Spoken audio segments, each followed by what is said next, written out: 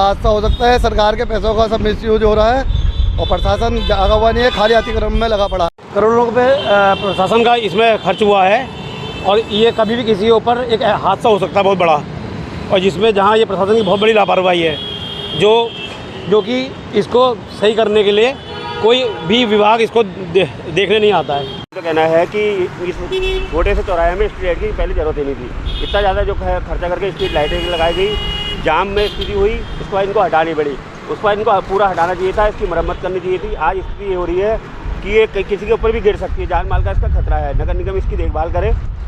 वैसे पैसा भी मिसयूज हुआ है, इतने चौड़ी रोडें हैं नहीं यहाँ पर जो ये स्ट्रीट लाइट लगाने जाए। ये देख नहीं रहा, मैं तो खुद यहाँ से घबरा के जाता हूँ। ये कभी भी किसी के सर पे गिर जाए, किसी की गाड़ी पे गिर जाए, नुकसान किसका है?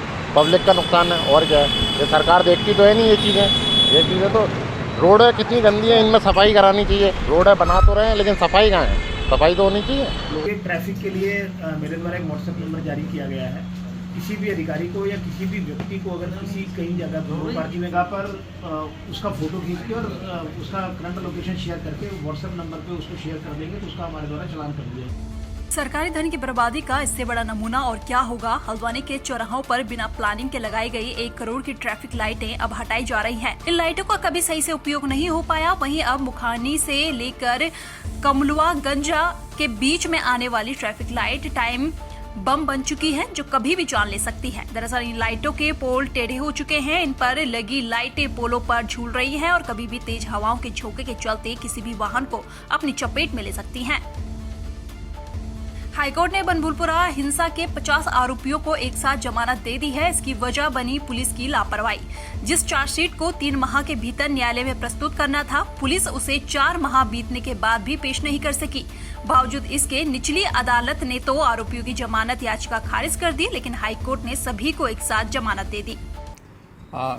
जैसा कि आप लोगों के संज्ञान में है कि माननीय उच्च न्यायालय ने कल लगभग 50 के आसपास लोगों को जमानत दी है और कुछ अभी मैं मीडिया में देख रहा था उसको इस तरह से उसको दिखाया जा रहा है कि चूंकि इसमें 90 दिन के अंदर चार्जशीट फाइल नहीं हो पाई थी इसलिए उसमें जमानत मिली है। इसमें तथ्य ये है कि 90 दिन का जो टाइम लिमिट है वो सामान्य केसेस के मामले में होती है, लेकिन जिन मामलों में UAPA लगता है उसमें ये एक्सटेंडेबल टू 180 डेज़ होती है।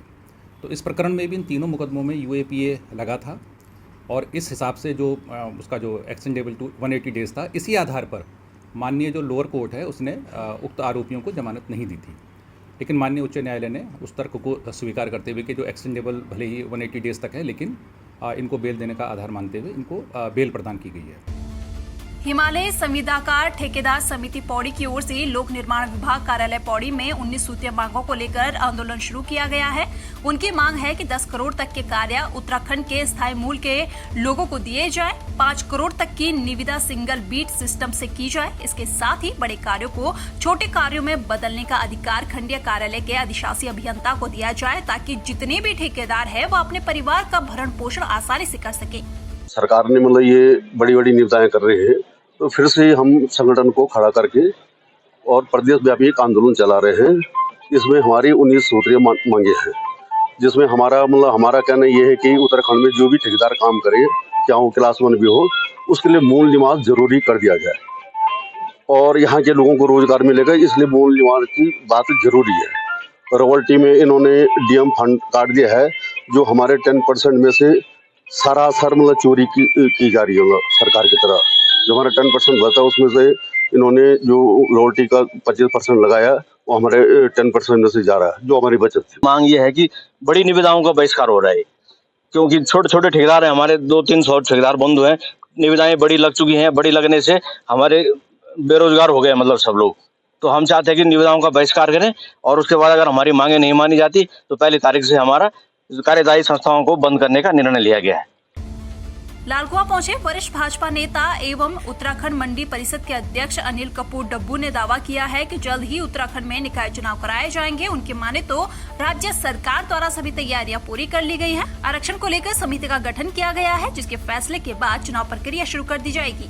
कांग्रेस के आरोप के अलावा कुछ नहीं, क्योंकि कांग्रेस खत्म हो चुकी है। जहाँ तक निकाय की बात है, तमाम वर्गों का ध्यान रखना पड़ता है। रिजर्वेशन की चीजें हैं, बीच में लोकसभा का चुनाव हो गया, इस कारण चुनाव हो नहीं सकते थे।